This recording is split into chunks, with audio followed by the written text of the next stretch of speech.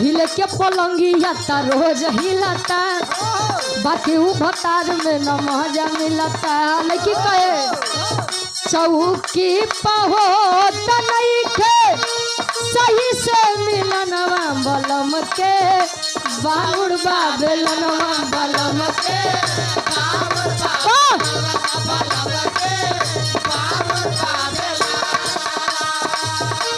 बलम के बांगुड़ बेलनवा बलम के